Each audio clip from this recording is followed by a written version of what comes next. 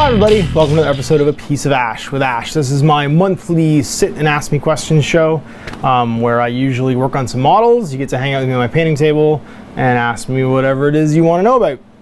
What I usually do is go through questions in order. I use SurveyMonkey, so if you are watching this right now on my YouTube channel, what you want to do to get your question in for October is click the link below and get a question in as fast as possible. I go in order that I receive them, so if you don't get your question answered this time, I usually go for about an hour talking, then try again for next month and get it in as quick as you can, and hopefully I will get to your question, so I apologize if I don't. So today, usually I go through what I'm working on. I'm gonna try a few different things. First of all, I'm working on some scenery.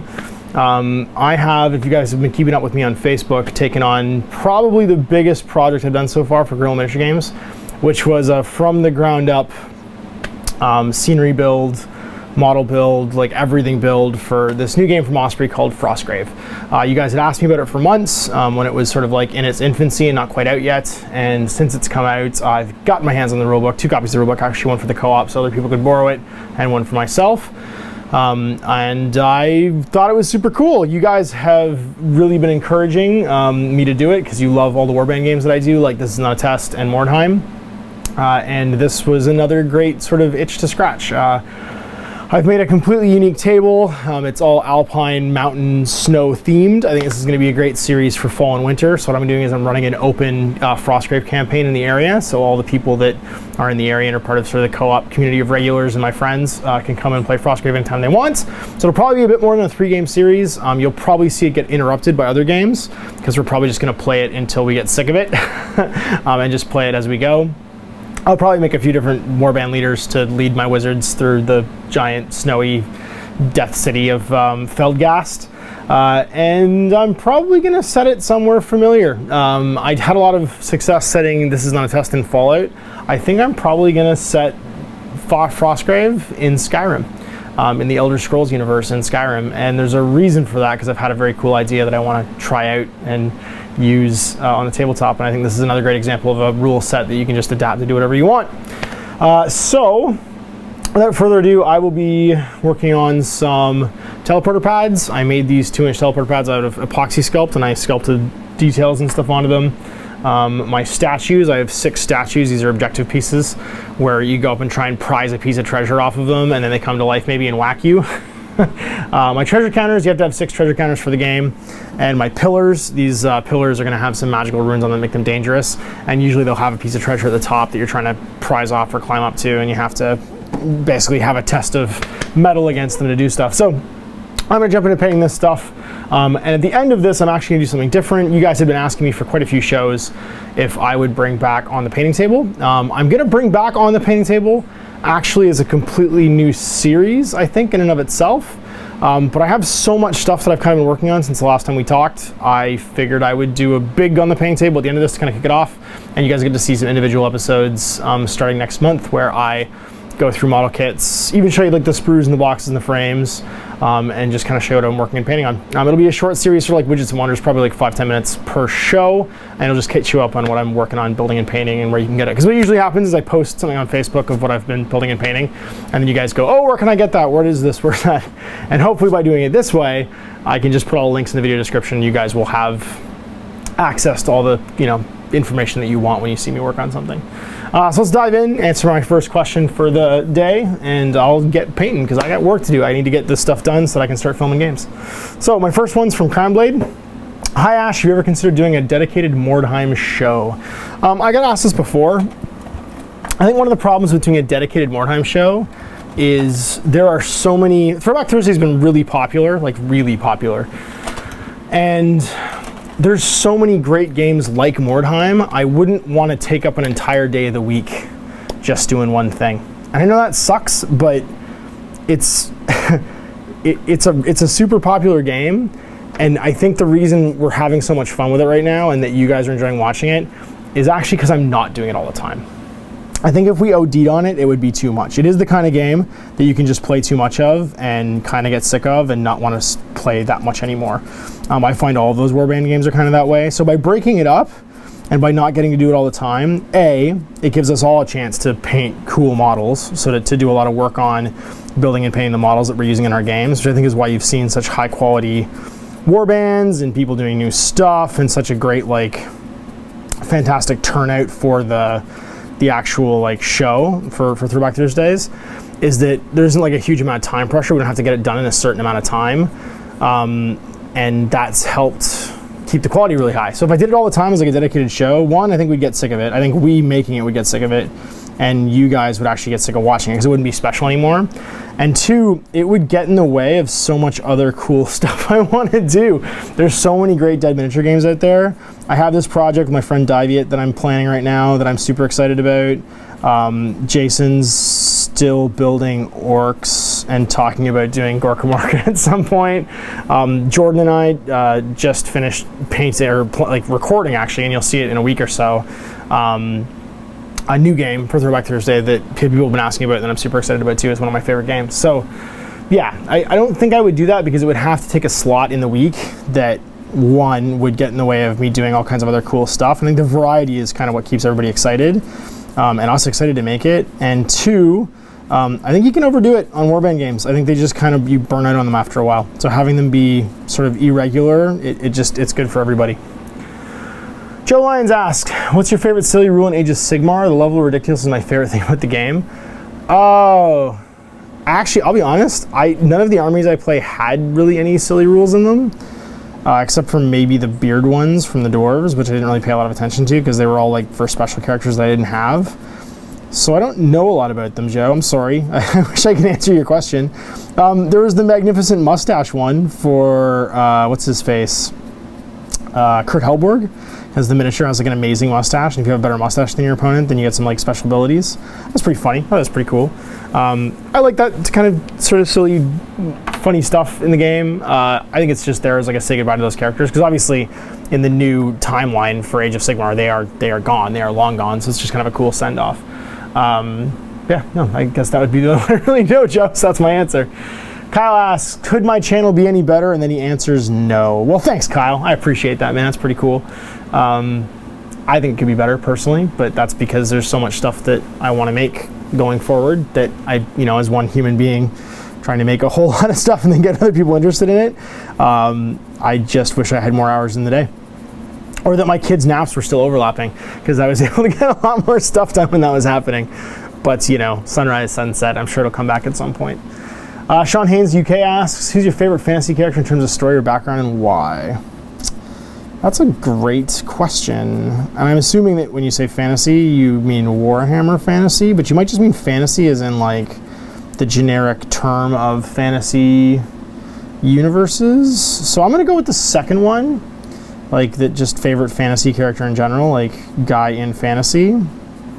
And that would be a very hard question to answer because there's a lot of very cool fantasy characters out there. I think one of my favorite all-time fantasy characters, there's no book or story or anything about him in terms of background, but it's an old Frank Frazetta painting, and it's called The Death Dealer. And if you've ever seen it, it is probably the most like simple, menacing painting, fantasy like cover and painting of all time.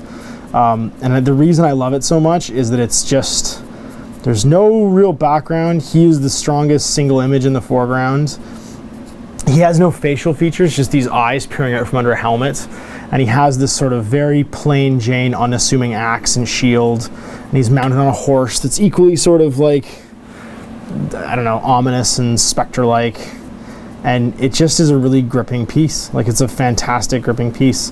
I think the reason I like it so much too is that I think he used it as a frame of reference for a cover he did for a very early fighting fantasy novel. And fighting fantasy, if you guys have heard me talk about it before, is one of the predecessors for Games Workshop's fantasy universe, because it was written by Ian Livingston and Steve Jackson, the guys that founded Games Workshop, the retail chain, before they joined forces with Citadel Miniatures. And yeah, it's called Talisman of Death, and it's basically death on the same sort of horse, like rearing up, and yeah, the same kind of like silhouette and ominous background, and just a great piece of art, and they kind of remind me of each other. So I think the Death Dealer, he's been captured in miniatures a couple times, but never, I would say, to my satisfaction. And I would love, if you were a sculptor sitting out there, if you were one of the old Rackham sculptors, or Kev White, if you ever, or Sally, and you can bug Kev or bribe him with vodka, If you're watching this and you hear me say this, I would love to see a Kev White Death Dealer. I would love to see any of the old Rackham sculptors that did like the Celts or the Druid, anything like that, for you guys to sculpt a Death Dealer. I would love to see like a proper Death Dealer model, because I think that would be amazing. Steve asks, do you watch any of the tabletop content producers? Which do you recommend? I'd be honest, man, I don't. This is a thing that a lot of people find surprising about me, but I did not know people were posting videos on YouTube at all until I went to play a game with Matt at Mini Wargaming. All of my like hobby interaction is all in real life. Like, I don't do a lot of hobby on the internet. Obviously I do now, and mostly I do posting content and stuff, but I don't really look at other people's content. I don't really know who's out there. I mean, some people get in touch with me sometimes, but like, I'm not part of any network or like, you know, friend group or sort of internet society that has to do with content production. I'm just doing it myself and making it up as I go along, and I'm kind of okay with that, because I try to spend most of my time that I'm not working, you know, going to the park with my kids and doing stuff that's just for me. So doing projects that's just for me, or painting for just for me, or stuff that's not, you know, sort of co-op related or work related, because I think you have to do that to stay sane. So I don't really have a lot to recommend that's not, you know, the guys you already know, which of course would be Mike and Owen, because they're part of the co-op and the content they make. Mike does some fantastic painting content. Owen does fantastic gaming content. I mean, you guys know Mini Wargaming because they're the biggest content producer, I guess, online. That for tabletop, obviously. Yeah, I don't know. I don't know anybody else, so sorry. I wish I could be more help, but I don't really watch any of it and don't really know. Chili Willy asks, that's a great name. Have you noticed the big castle in many of the photos in the Age of Sigmar books? Sneak peek in your train. Actually, it came out today. No, yeah, it came out today. The Chaos Fortressy thing. It's funny, when you asked this, it must have been spoilered. And yeah, it was obviously in the back of all the new Age of Sigmar books, but it actually was released today. So you must have asked this question a while ago, because it was up for pre-order last weekend and then released today. Alicia asks, all this talk about women wargamers. I live in the UK and never met a African American or Indian person. Well, I guess it'd be African or Indian person play. What's up with that? Well, I've met tons. So I think it's a lot like when people ask me about gender stereotypes in wargaming. I think it's all regional. It's, if you live in an area that's predominantly, you know, one culture, then everything you see people do will probably be predominantly that one culture. So if you live in a predominantly, you know, Caucasian society, then you're probably going to see predominantly Caucasians doing hobbies. And that's really it. I've certainly seen the opposite, and I've lived in lots of places and met lots of people who are of African descent and Indian descent that play war games. So I think your mileage might vary just based on where you live and who does stuff. So I think just like anything else, you got to try and remember that the fish pond you live in is not the whole of everything. And as soon as you have an assumption about sort of like what the commonality or the generality is, I tend to just immediately reject it, because I know that I can't possibly have enough data to make any kind of conclusion. Sanjay asks, could you tell us what are some of your favorite fantasy miniature makers? Well, actually, what's been great is, because I've been doing this Frostgrave project, I have been digging through all kinds of fantasy miniature makers to get stuff.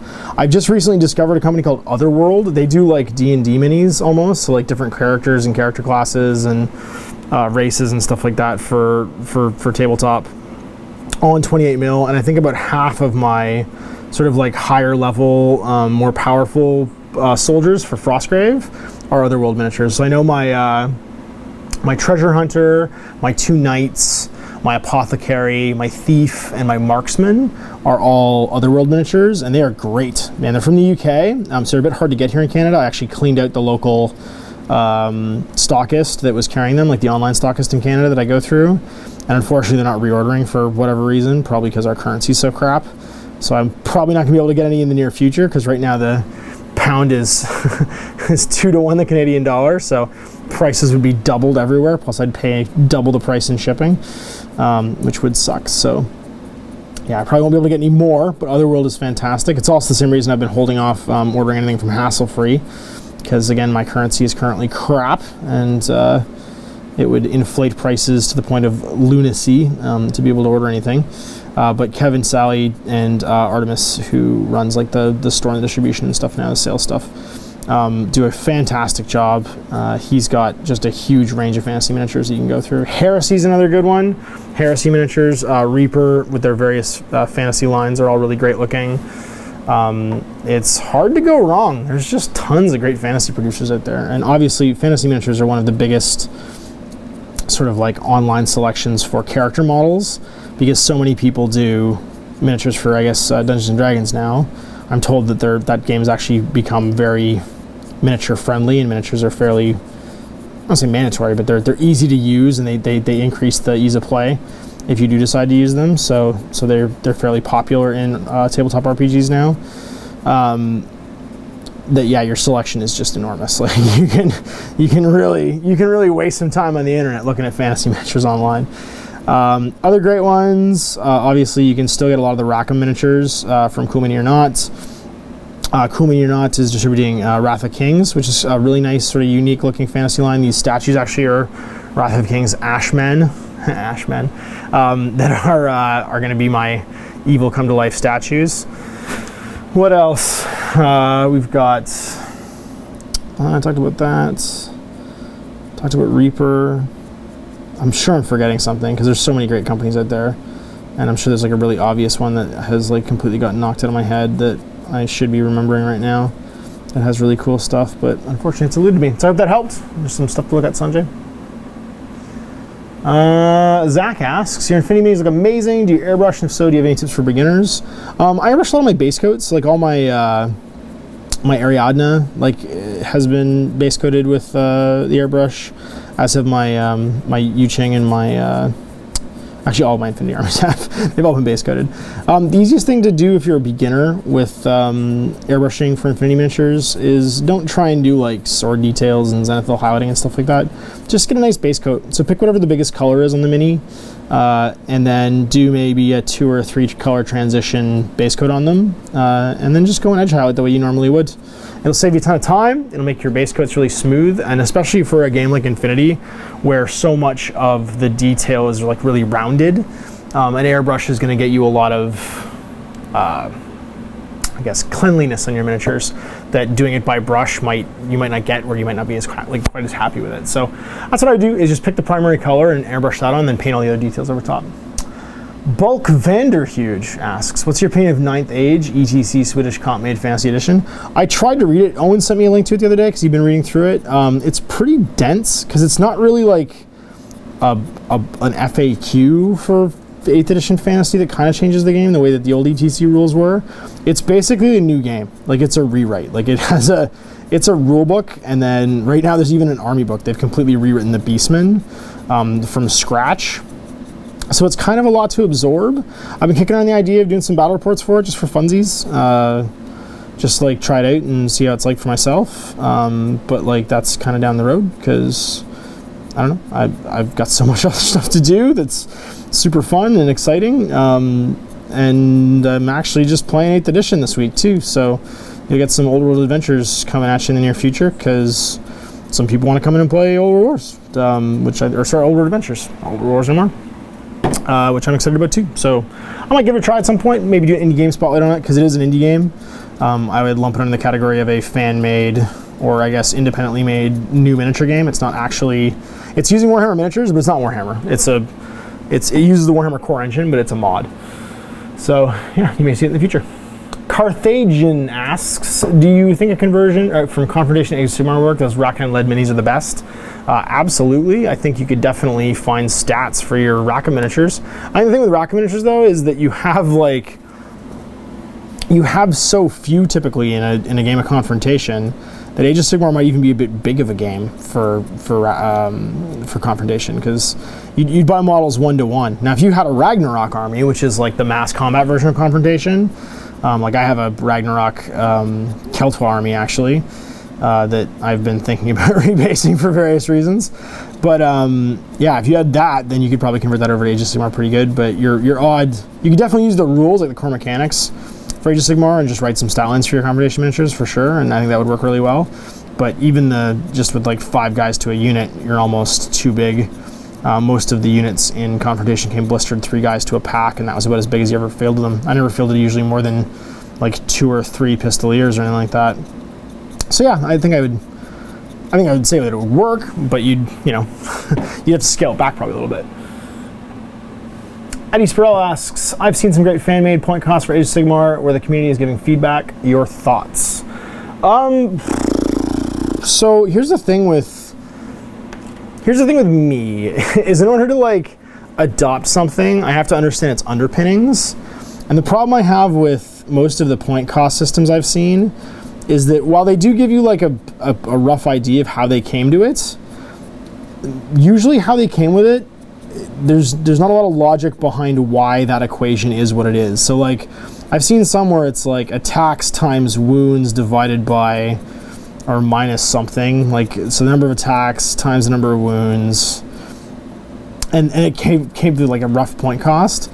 That one I didn't really understand what the logic was for multiplying attacks by wounds. Like if the win trigger for the game is to remove all the wounds in most games, either remove all of a certain type of wounds like that can complete an objective, or in the sort of basic pitch battle remove all the wounds.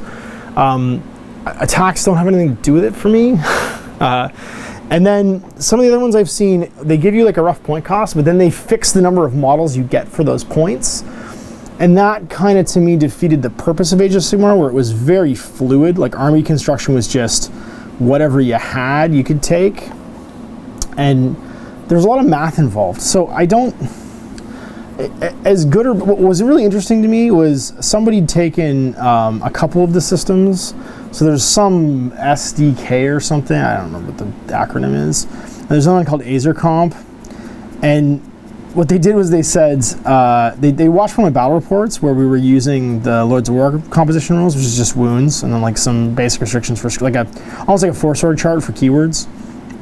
And they were like, oh, you should totally try your AzerComp. I added up your army from the game, and it's basically exactly the size. Like both your armies are basically exactly the same size in AzerComp. So you guys should just use AzerComp because it's obviously like, the same. And I'm like, well, if it's already the same, like what's the difference? Like if I'm taking armies in, like just by balancing with like the number of scrolls we're taking and some wound restrictions, and that's adding up to being the same number of points as what I would get by using AzerComp. Like, why wouldn't I use a simpler system that doesn't require someone else to update it when a new unit comes out? Like, that's one of the other problems I have with these, is they're going to need to constantly be updated. Like, you're basically on the hook to these fans that are making these systems. Whenever a new unit comes out, there's some lag between them getting it balanced and pointed and put in your army. So, like, you just don't use it for a while.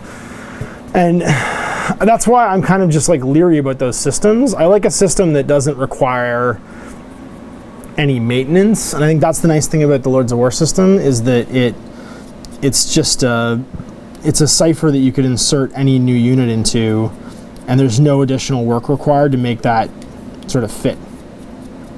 So yeah, so far my favorite way of balancing stuff is the least amount of math. So it's number of scrolls and wounds. And I've had no problem with that, because to me, I think, just from a game design point of view, and people are constantly sort of pushing back on this with the idea that like, well, a wound is not worth a wound if it's a goblin wound versus a swordmaster wound, or a goblin wound versus an ogre wound, or something like that. And my argument is actually, yes, it is, because the wounds, I think people are counting the value of a wound by its damage outputs, and actually damage output I don't think has anything to do with the wound. A wound is just something that's on the table that's preventing your opponent from winning. And whether, yes, it can have a better save, yes, it can have better attacks, but if it's nowhere on the table where something can touch it, or if you have the choice of not taking lesser value wounds and just taking more valuable wounds, then you're opting to take a lesser units. And I've let go of that idea that my units that I had in 8th edition should still be valuable. And that's really hard to do because when you've basically been forced to buy 60 slaves in a Skaven book because the book required you to take the other stuff that you wanted to take, and then you made them work, you made them valuable in your system or in your composition, and then you come to a new edition and you expect they should still be valuable, like you paid money for them, you want to be able to use them, and they're just not. Like, that's a hard thing to accept. But I would be very, very surprised if Games Workshop ever released scrub units again. I think the scrub units that we have now are all holdovers from an old game that doesn't exist anymore. And yeah, there's a way to use them, so like, you're not robbed of the ability to use them at all, but it doesn't mean they have to be good or even worth taking. So yeah, I think wounds to me is the only balancing factor I really care about. It's probably what I'll continue to play with unless Games Workshop comes up with something that they've decided to say is our balancing system, but I would be surprised if it was anything different than that, because that requires the least maintenance. It's the thing that you can easily just release a new unit and its wounds are on its profile, so you can just use it right away and start playing games, and there's that balancing factor sort of inherently built in. Yeah, and these other ones I'm not sold on because the things they're assigning value to, I don't actually think trump the value of wounds in the game, because so much of the game is built around removing wounds from the table. So it's both your survival ability and your sort of deck size, if you will, if you want to take another game's term, like built into one. I think that's the most valuable commodity, and if I were writing the balancing system for that game, that's probably the one I would use. Emmett asks, can we send you non-monetary donations like conversions or scenery or markers or something? If so, I'd like quite to sculpt you an orc. Sure, just message me on my Facebook page if you have an idea of something you want to donate to the place. I don't really ever take painted miniatures because I like paint my own miniatures. I know that sounds weird. Like, so many people that do this don't do a lot of painting. Like Matt and David, Mini Wargaming, don't paint models anymore, so they do like a whole bunch of stuff. They have staff painters to paint all their stuff for them. And like that's a pretty common occurrence. But I'm not gonna take painted miniatures. Like stuff like scenery, stuff that adds to the co-op. So stuff that like Mike and Owen can use too in their videos would be the thing that I think is the most valuable for the co-op. So scenery, markers, objectives, like little bits and bobs like that, I think is something that adds value to them, and that would be what I'd be most interested in, because obviously their happiness is important to me, and them being able to produce high quality content is important to me too. So, Brad, I was wondering, are you thinking of building more warbands for This Is Not a Test? Also wondering if you're continuation with the series. Also enjoying more time open campaign. Thanks for your content. I sure am. There's going to be a season 2 of This Is Not a Test this fall to coincide with some stuff that Joey's doing, and we'll feature 2 completely new warbands with me and Jason. So that is coming in the future. That was always the plan to do multiple seasons of it. It was our first foray into creating, like, hey, we have to make an entire table worth of unique scenery and unique warbands and all this support stuff. And I learned a lot from doing it, obviously, which I'm putting to work in this Frostgrave campaign. Between that and running the More Time Open campaign, I've basically just learned a ton about how to make this kind of content work, and so you'll see lots of it in the future. But what I like to do is I want to make lots of different content too in different games you guys haven't seen before. So making stuff that's usable multiple ways, and that isn't just sort of like one game specific like the Fallout stuff was, is something that I'm also interested in doing. So we'll see what happens in the future, but I will certainly be back with more Fallout stuff. And Taros asks, hey Ash, say, have you ever heard of a new fantasy skirmish game called Frostgrave? It's kind of like Mordheim, but with an emphasis on wizards. I think I can just skip that in Taros because you're watching me paint Frostgrave stuff. Drew M asks, did you ever play any of the GW-based video games, Warhammer Online, Dawn of War, Blood Bowl, etc.? I played Blood Bowl. I couldn't get into it because it wasn't just regular Blood Bowl, because if I wanted to play Blood Bowl, I would just play regular Blood Bowl. I played the original Dawn of War, and actually I did the Blood Raven army that was in the North American White Dwarf 300 when Dawn of War came out. So I have kind of a soft spot for Dawn of War, because it's a near and dear sort of like experience in my GW career. And I played really old GW games like Final Liberation was one of my favorites, because it was all about Epic, and it was basically just Epic but a video game, so it was a lot of fun too. Old World Archer asks, hey Ash, now that the co-op's a few months old, how do you feel it's going using any metric of your choice? Vive la Resistance. I think it's going pretty well. I mean, we're still here. That's really my mark of my mark of it being successful. The guys seem to be happy. You know, we've managed to produce a lot of really good content, I think, and people coming in have had a really good time. And it's growing. I think that's the most important thing. Obviously, it's not where I want it to be yet because, you know, the what's interesting about the co-op is the bigger it gets and the bigger like Patreon gets to support it, the more I'm going to get to do with it, and that's really the frustrating thing for me is that, you know, it's I have 2 days a week basically, and then maybe some evenings to try and get this content out and get everything made, and I would love to be doing more, but the reality is that I'm a stay-at-home dad. I'm taking care of my kids too, so it can't necessarily grow any faster than it is right now. And where it is right now, I'm pretty much blown away by because, you know, I never saw this coming, and I didn't think I'd be doing this. Like, this is not something that I planned on or thought was going to be happening. And I'm getting to make things that I'm enjoying making.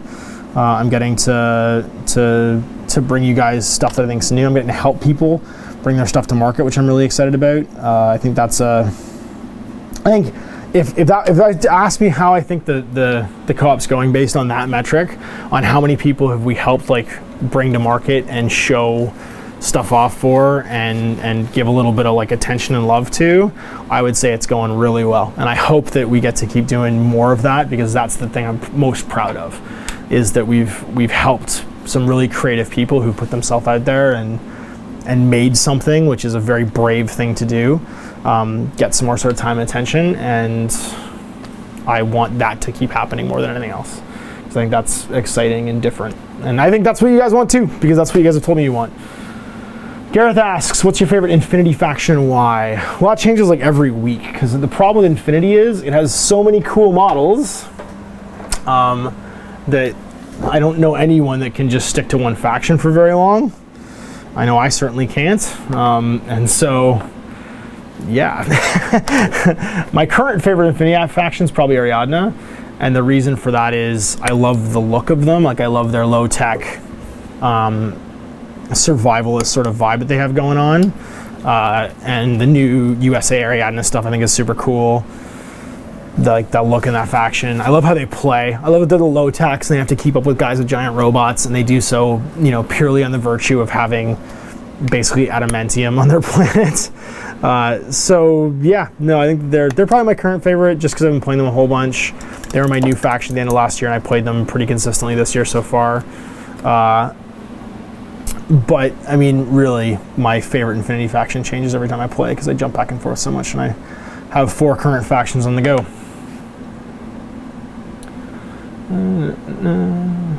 Anders asks, are there going to be any more Warhammer Fantasy games? Yes, there are. I actually just mentioned that a minute ago. I'll be filming a fantasy game on Sunday, which is tomorrow.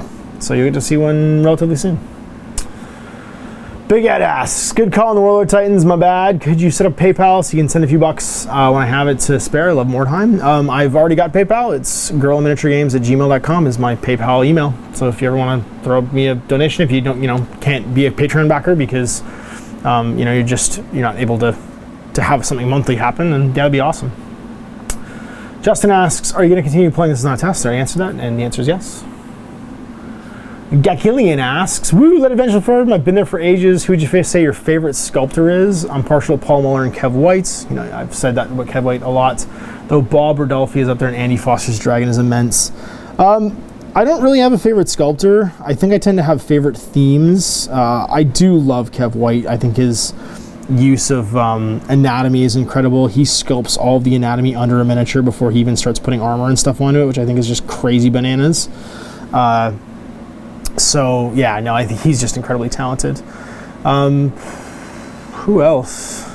I actually have a soft spot for Werner Klock.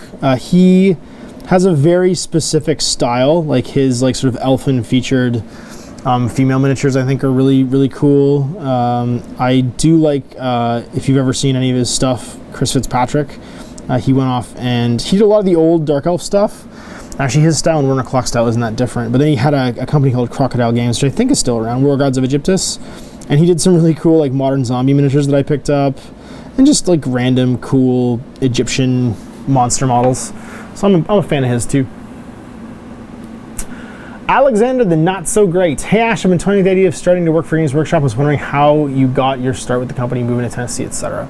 I started when I was in university. I was just working in retail as I was looking for a part-time job while I was at OCAD, the Ontario College of Art and Design, which is now OCAD University in Toronto. And here's the thing.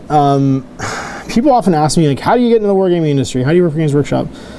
If you want to, it depends on what you want to do. If you want to work in retail, then you go work in retail at Games Workshop. But that's what you're doing. You're working in retail. And there's no corporate ladder anymore. Like, you're going to run a store. If your store does really well, you'll get paid really well. And that's really it. Like, there's not really a lot of moving around in the company anymore unless you want to relocate yourself, because the company doesn't relocate people. And if you want to do something else, like if you want to do miniature game design and game design, you need to apply to those jobs. Like, unless you're in the UK, it's kind of the exception. You're not going to be, there's no career path to go do those jobs by working in the retail stores. I think it's true of anything. Just pick the job you want to do and go do it. Games Workshop was very different when I worked for it, and my experiences wouldn't necessarily be true for you. So yeah, so I would say if you want to work in retail, then go to work in retail. If you want to be a game designer or miniature designer or something like that, then you should apply to those jobs until you get them and learn that trade between now and then. Chud asks, now that you've got a few games under your belt, how are you enjoying N3 and what are your thoughts on the game overall? I talked about this actually ages ago, actually. I think 2 or 3 in, maybe my second or third piece of Ash. I think the thing I like the most about N3 is it took Infinity in a direction where it was a bit more playable. It was a bit more approachable, I think, for people that already play miniature games. And it shed some of its RPG background. For those of you guys who don't know, the setting for Infinity was actually a D20 modern setting the designers had been playing. And I think the first edition of Infinity really shows a lot of RPG elements in it, because you have to test for everything. Again, this is coming from a guy who didn't play a lot of RPGs in his life, but I do know from talking to people that every time you want to do something in RPG, usually somebody rolls a dice to see if it happens or not. And that tended to be what you would have to do in the first and second editions of Infinity, was like, if you wanted to climb a wall, you could die. That's not something that most miniature gamers, especially ones that are playing in like dense urban environments, are used to at all. I must have lost more Fusiliers climbing walls playing Infinity and N2 than any other way, like hilariously dying just by climbing walls. And so I think that's what the best thing about N3 is they've gotten very organized with making it a playable game, having the game sort of fit the style of the miniatures and stuff. And I think Corvus Belli is certainly, I mean, they've grown quite a bit. To be a company growing in Spain right now is just an incredible achievement, and good for them. But they've also, I think, figured out a lot about their line and sort of what the challenges are for it. So like creating these new army packs, like the Ariadne army pack, that come with terrain. I think if they can have an army pack like that going forward for every single faction in the game, they've done a huge step to overcome the main hurdle, which is you can't play Infinity without proper terrain. But now if I want to get into Infinity and I buy an army pack and you buy an army pack and we're friends, we have enough of this like Mototronica style flat pack terrain where we can play a proper game, and the experience isn't off-putting. We didn't play a game where we just, used our 40k training and went, what the heck is this game? Why is it that when I move you get to shoot me? Why is the game over on turn 1? I think their tournament systems sort of, you have to understand how young this game is. It's not very old. Their tournament system's taken a step forward as far as like playability and enjoyability. I think it's coming into a sort of a teenage years as far as being a good mix of getting people to play and also being fun to play and competitive at the same time. And I think they're on the cutting edge of digital design and traditional casting. I think that's an incredible achievement to still be casting in metal in this day and age, but using digital sculpting to do all of it. They've managed to find a way to use traditional casting methods, but cut out some of the lag time and overhead that old sculpting methods would have put into a company that, you know, could have kept them from being competitive in today's environment. And so that's quite an achievement. So I think N3 is a great leap forward, and I hope they continue to grow. Steve Line asks, hey Ash, are you happy with the progress your channel is making? I'm impressed. Great work. Patreon is next. Well, thank you, first of all, for even considering supporting me. I talked again about how I think the channel's going. I think it's going really well. I don't pay a huge amount of attention to YouTube because most of what I'm doing is trying to interact with the patrons that I have. And YouTube is just kind of like a happy accident. I do seem to be growing really quick on YouTube, and that's neat. But again, I'm more focused on creating content that I think the Patreon backers want to see, which is diverse and unique and, you know, helps support new developers and stuff like that. And so I haven't really paid a whole bunch of attention to the YouTube stuff, you know, apart from the fact that it's hosting all my content, and yeah, it seems to be growing fairly quickly. So I'm happy with it so far. I think it's cool. I mean, it's 2 months now of officially posting content full time. Actually, it'll be 3 months at the end of August now. And I've just hit like 11,000 subscribers, so that's pretty neat, you know, for 3 months. I had under 1,000 3 months ago, and I've got 11,000 now, so 10,000 people decided they like my stuff in 3 months, which is pretty neat. So we'll see, I guess, where we are in a year and what's coming in the future. So I'm just going to try and keep it fresh and different, entertaining, and hopefully more people continue to like it. Chief Tugboat asks, have you ever caught somebody cheating? How'd you deal with it? If not, how do you think you would handle it? Thanks. I have probably run, I don't know, close to 50 or 60 tournaments in my life. Some of them pretty big, you know, a couple hundred people. And I think I've probably only ever encountered like 2 or 3 people that were like consciously cheating, that were like cheating on purpose. And it was never a question of how you would react, because usually when you're TOing, you get called over to it. I've never had, I don't think, somebody cheat me like willfully just in like a regular friendly game. I just don't really hang out with those kinds of people. And I know it sounds weird, but like most of the time when I'm hanging out with people playing games, it's my buddies. It's like we don't really have a reason to cheat because we don't really care who wins. We're playing games to hang out, not to see who wins or who's the best or whatever. And so it tends to be, you know, if something gets done wrong, it's usually that we did it wrong, not that someone was trying to win over somebody else. And I think 9 times out of 10, when something like that happens at a tournament, that's usually what it is. It's usually just something got played wrong. It's not. I don't call that cheating. That's just making mistakes. And as humans are the driving computers of playing miniature games, every time you play a miniature game, I guarantee something gets done wrong. People interpret rules differently. There are just common practices between regions that get done differently in games. And there's just human error. Like, we're an imprecise machine. We can't do everything perfectly, as much as certain, you know, pastimes, and I think miniature pastimes would like it to be that it was a perfect system. It's just we're an imperfect machine. We can't do it right all the time. So the people that I did catch cheating, though, you know, I just dealt with them the way you teach, or the way you, I guess, deal with anybody who you know is willfully doing something wrong. You call them out.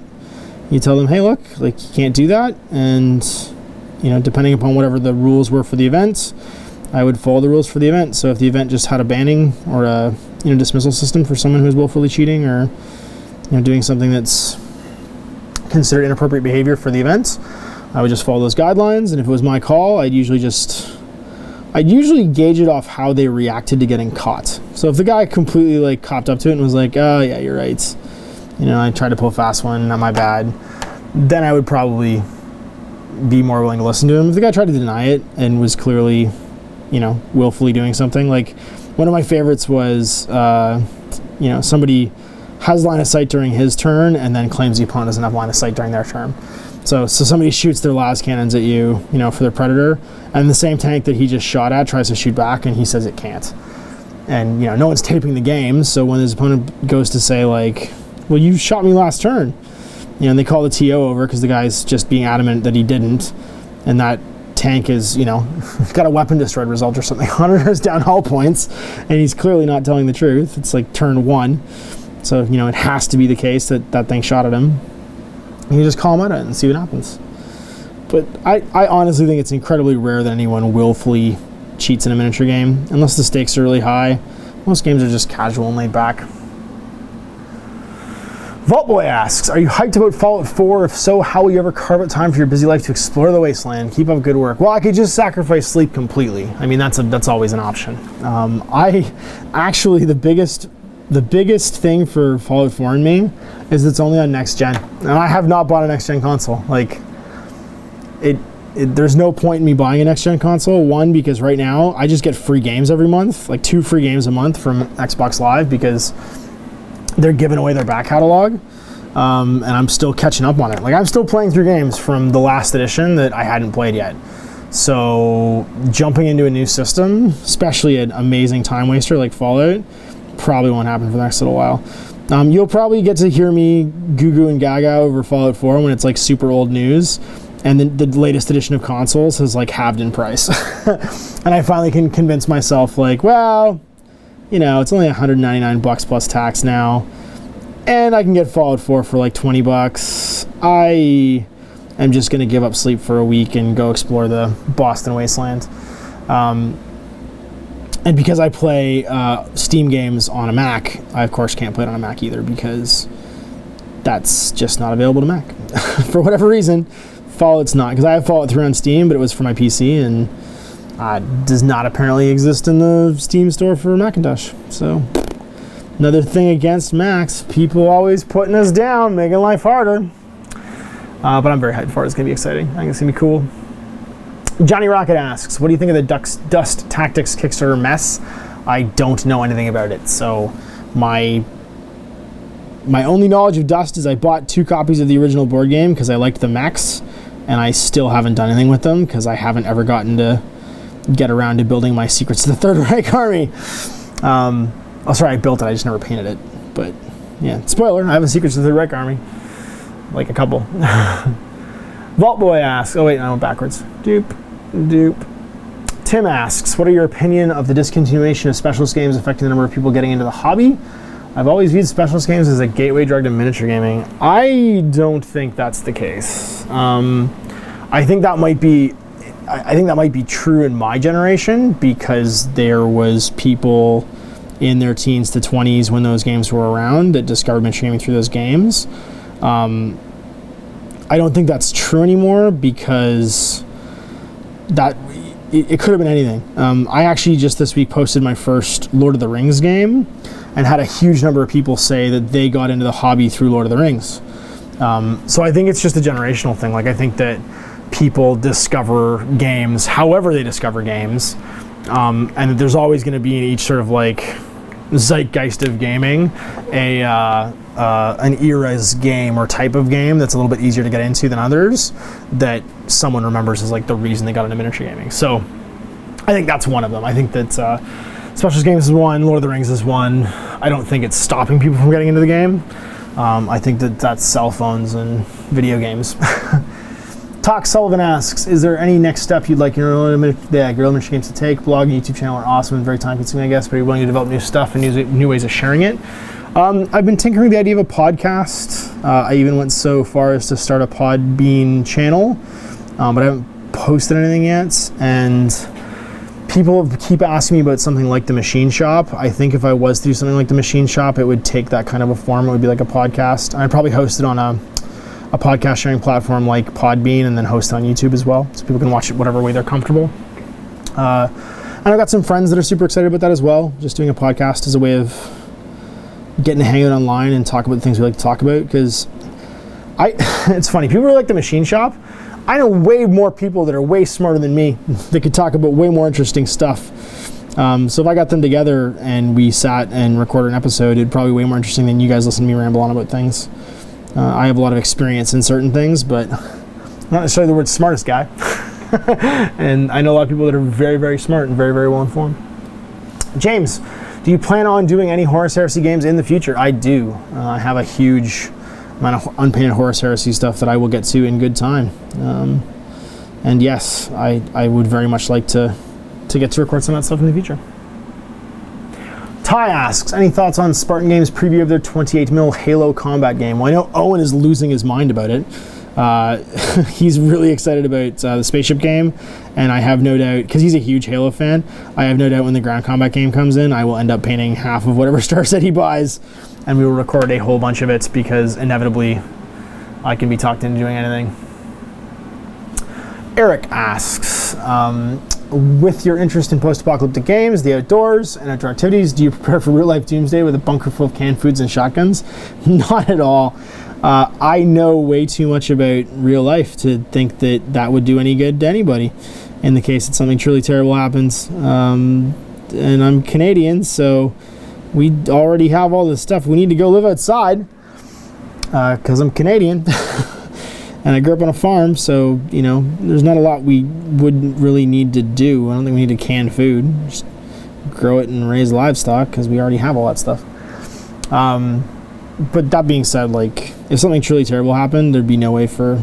I live too close to major cities and, you know, in a populated area. It's not like I'm living in the boonies of Canada where I would get away from whatever terrible thing happened. So I don't really worry about it. I know people that have a whole bunch of dry goods though, so if ever I needed to get away, I do know where there's some located in this part of Ontario. Jens, you talked about maybe starting a new Space Marine army for the next Codex. If so, what chapter? I have a Death Spectres army. They're a Raven Guard subsidiary chapter or successor chapter or whatever that I never finished. Like, I built it, I painted one tack squad, and then didn't finish it. So I would love to finish that at some point. Just for funsies. But I've also thought about some other ones. I really like that Minotaurs army because they're all in like this brass with this awesome verdigris. But then I kind of got that out of my system painting my Stormcast, because my Stormcast are all painted pretty much in the Minotaur Space Marines color scheme, because I'd been looking for an excuse to do it for a long time, and when these giant golem men came in, and I was like, well, that solves that problem. I just kind of did that instead. So who knows? But yeah. If I do more Space Marines, it may just be Horus Heresy Space Marines, but I do them so that I can use them in the current Codex too. But we'll see. Dirty Petrol asks, hey Ash, I heard you were into hiking in the outdoors. Where are some of your favorite hiking areas in the region? I've ever been to the Algonquin Park. There's not a lot of great hiking in Niagara, to be honest with you, just because of the nature of being in a wetland archipelago. Like, we're in between two lakes. There is the Bruce Trail, which is a pretty famous trail around here. Which is nice, but it's pretty busy. I tend to like to go hiking for the solitude, and you don't get a lot of that around here because it's a tourist area and because it's fairly densely populated. So there's not a lot of getting away from people around here. Now, that being said, you can go down to the southern shore of Ontario and hit up the Adirondacks, and actually I did that last summer with my buddy Jay and his wife Lori. We went backpacking through the Adirondacks, did a couple of the mountains there. You can get to 3 or 4 mountains, 3 or 4 peaks in a day, actually, alpine regions in a day in the Adirondacks. We did ADK, and we did Mount Colden, and just generally backpacked for a couple days, went swimming, you know, walked around, did some bits and pieces. I think my favorite all-time trails, though, are probably in California and in Oregon and Washington. If I was going to be living in the States, it would be in either Northern California or the Pacific Northwest, so Oregon, Washington, that area. I did Rainier while I was working out there. I did, not the top of Rainier, I did around Rainier. I did bits of the rainbow, and I did, Ptolemy Peak, and just like sort of some day tripping and stuff too. And some stuff for Mount Hood in Oregon, which was a lot of fun. So yeah, those are my I like the big spots. I would really like to do some backpacking with my kids when they get older, though. So that's something I'm looking forward to, is when they can be old enough to get out and do some adventuring with their dad, which, you know, I did with my dad, so it's good to pass on. Fat Squirrel asks, have you ever thought about playing a historical World War II game? I already play historical World War II games. I was just talking about well, not a historical one, a Weird War II game. But I have 2 bolt action armies, neither which are painted, so I should get them done. I have 3 Flames of War armies. My German mid-war is actually painted. Everybody poo-poos mid-war because you don't get all the big cool stuff that you get in late war. I kind of prefer mid-war though, because it's actually kind of all still in the balance. Like just from a period point of view, late war is kind of boring because it's all played out. Like stuff's already done. The games kind of, or the games feel a little more hollow to me, where in mid-war, yeah, you know how it ends, but there's still like, it's a different era. It's still a bit more of a struggle, I think, for the Allies. And so, yeah, no, I prefer the mid-war period, I think. And everybody gets less toys, so everything's more spread out at that point, too, in the war. So yes, Adam from Greenleaf has been talking about playing a whole bunch of bolt action. I know there's a bunch of bolt action players in the area, too, so I'm sure it will happen at some point. Like I said, my to-do list for games is like 1,000 miles long. And I tend to try and focus on the most unique ones first, and because those are fairly well marketed and available games, I haven't spent a lot of time on them because they're getting lots of attention already, so they don't need a guy like me to focus on them. Although they are fun, they are doing just fine on their own. Orky Bob asks, great work on the videos. You've been my favorite channel on YouTube person to watch for wargaming. How do you get out of painting dry spell, like not having any motivation to paint? It's funny, this Frostgrave stuff, actually, I was really dreading painting. And I think the problem was I knew how much of it I had to get done, and I knew it was going to be like a lot I had to do myself. Like, because when you do an open campaign like this, I'm basically, think of it like throwing a party. I'm throwing a party where all people have to do is show up. So they have to show up with a warband and nothing else. Frostgrave is an incredibly materials intensive game. So it requires, each scenario, like, even with the amount of work I'm doing today, I am not going to have all 10 scenarios finished when we start the campaign. I'm going to have 6 done. I'm going to have the big wizard tower one done. I'm going to have the statues one done, the pillars one done. I'm going to have the teleport pads one done, the fountain one done, and then the standard just like Frostgrave scenario. That means left to do, I have 5 more scenarios. So I have the giant worm, the genie in a bottle, I have the skeletons in the crypt, I have the library, which is like, I don't even know how I'm going to do that one. I might just replace that one with the standard mission because it takes you indoors, and I kind of want to use our Frostgrave table. I don't have to make a whole separate table for one mission, or just figure a way doing it that's just outdoors, basically. And then I have the huts one with the monks and the wraiths, and those are really scenery intensive. Like the mausoleum one, I got to paint 10 skeletons and a 6x6 mausoleum. The one with the monks, I got to paint 6 buildings and then 6 wraiths as well, because potentially every time you pick up a piece of treasure out of the building, a wraith could show up. So there's a lot of work to do basically to get these things ready, and yeah, like you can't not do it. Like you gotta have it all if you're gonna host the party. And so I think that's gonna be my last question, guys. Like that's a pretty good place to end. To get rid of that motivation thing though, I think the thing is just to get started, and like once you get a piece of it done, for me that motivates me to get more of it done.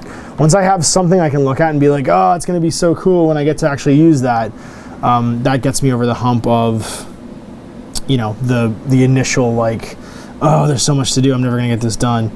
So that would be it. I would force myself into a project, or force myself to divide it into chunks where the chunks that I get done at least give me hope for the thing overall, and that tends to give me the strength to go on, the motivation to go on, if you will.